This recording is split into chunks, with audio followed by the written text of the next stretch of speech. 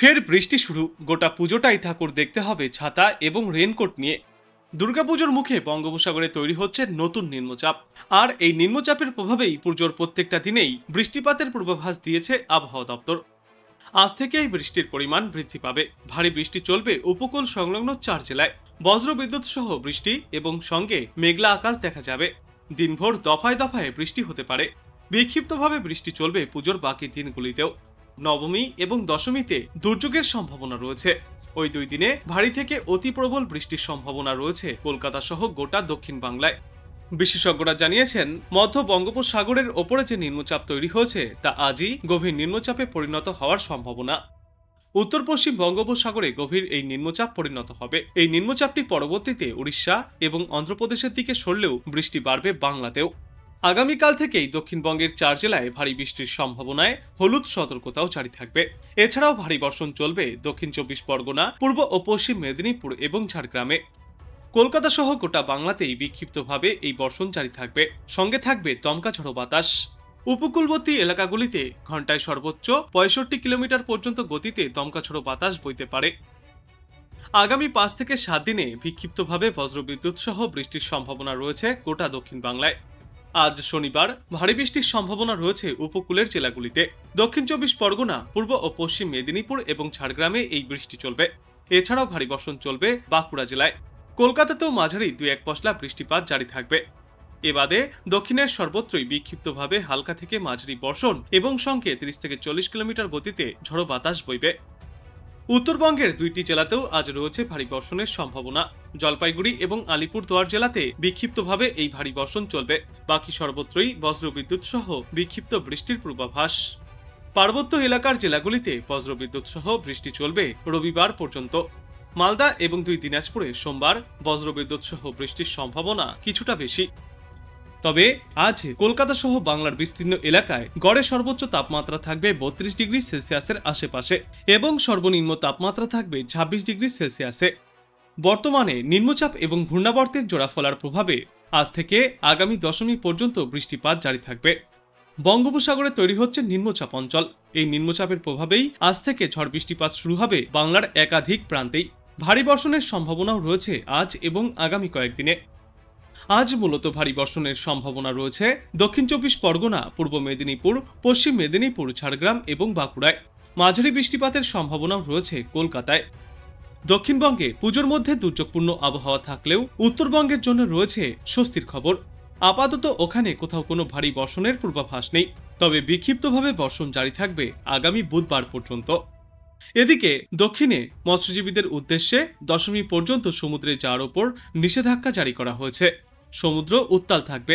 প্রতি ঘন্টায় সর্বোচ্চ 50 থেকে 60 কিলোমিটার গতিতে ঝড়ো হাওয়াও বইতে পারে। আগামী 24 ঘন্টাতেই নতুন করে উত্তর পশ্চিম এবং মধ্য বঙ্গোপসাগর এলাকায় একটি নিম্নচাপ তৈরি হবে, যা ক্রমশই পশ্চিম দিকে এগিয়ে যাবে। পশ্চিম মধ্য ও উত্তর পশ্চিম বঙ্গোপসাগরে এই নিম্নচাপ গভীর নিম্নচাপে পরিণত হবে পঞ্চমীর দিনে। চতুর্থীর দিন নিম্নচাপের প্রভাবে বাংলার উপকূল সংলগ্ন জেলাগুলিতে মাঝারি বৃষ্টির পূর্বাভাসও রয়েছে। আর আগামী রবিবার পর্যন্ত মৎস্যজীবীদের উদ্দেশ্যেও সমুদ্রে যাওয়ার ওপর নিষেধাজ্ঞা জারি করা হয়েছে। বিশেষজ্ঞরা জানিয়েছেন, আজ এবং আগামীকাল বজ্রবিদ্যুৎ সহ বৃষ্টির সতর্কতা রয়েছে দক্ষিণবঙ্গের প্রায় প্রত্যেকটি জেলাতেই। শনিবার ভারী বৃষ্টির সতর্কতা থাকবে বাঁকুড়া, পূর্ব মেদিনীপুর, পশ্চিম মেদিনীপুর, হাওড়া এবং দক্ষিণ 24 পরগনায়। এই সময়ে কলকাতা সহ বাদবাকি জেলাগুলির সর্বত্রই বজ্রবিদ্যুৎ সহ বৃষ্টির পূর্বাভাস জারি করেছে আবহাওয়া দপ্তর। দক্ষিণবঙ্গের আকাশে এখনো মেঘের কালো ছাপ। কোথাও মেঘলা আকাশ তো কোথাও আবার বৃষ্টি হচ্ছে। আবহাওয়া দপ্তর সূত্রের খবর, আজ দক্ষিণবঙ্গের সর্বত্রই কম বেশি বৃষ্টির সম্ভাবনা রয়েছে। তবে স্বস্তির বিষয় হলো কোথাও ভারী বৃষ্টির সম্ভাবনা নেই এদিন। হালকা থেকে মাঝারি ভাবেই এই বর্ষণ চলবে।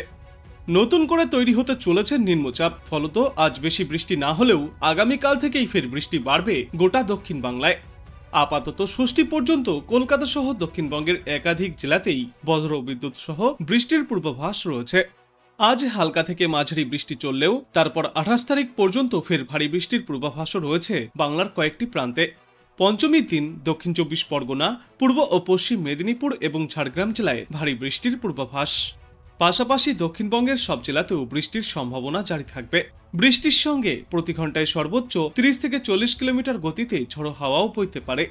রবিবার অর্থাৎ ষষ্ঠীর দিন বজ্রবিদ্যুৎ সহ বিক্ষিপ্ত বৃষ্টির সম্ভাবনা দক্ষিণ 24 পরগনা এবং 2 মেদিনীপুরে। বৃষ্টির পাশাপাশি সর্বোচ্চ 40 কিলোমিটার গতিতে ঝড়ো হাওয়াও বয়ে যেতে পারে।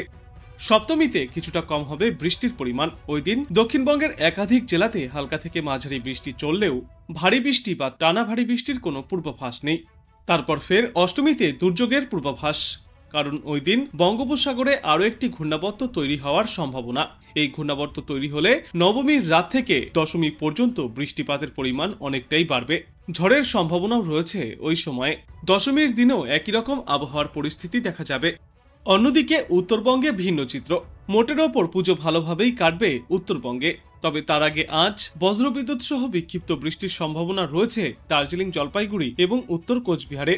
আগামীকাল উত্তরবঙ্গের সব জেলাতেই কম বেশি বৃষ্টিপাত চলবে। ভারী বৃষ্টি না হলেও হালকা থেকে মাঝারিভাবে এই বর্ষণ চলবে।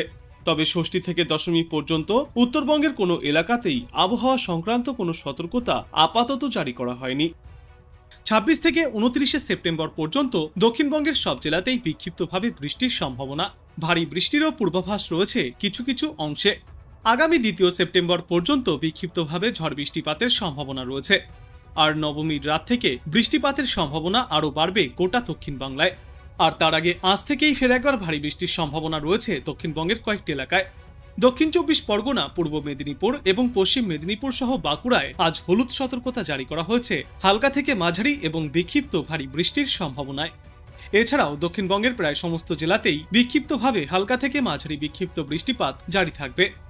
আজকের পর আগামী 2-3-এও এই একই পরিস্থিতি দেখা যাবে গোটা দক্ষিণবঙ্গে। বৃহস্পতিবার পর্যন্ত এই দুর্যোগপূর্ণ আবহাওয়া থাকবে এবং বৃহস্পতিবার থেকেই সমুদ্র উত্তাল হয়ে উঠবে।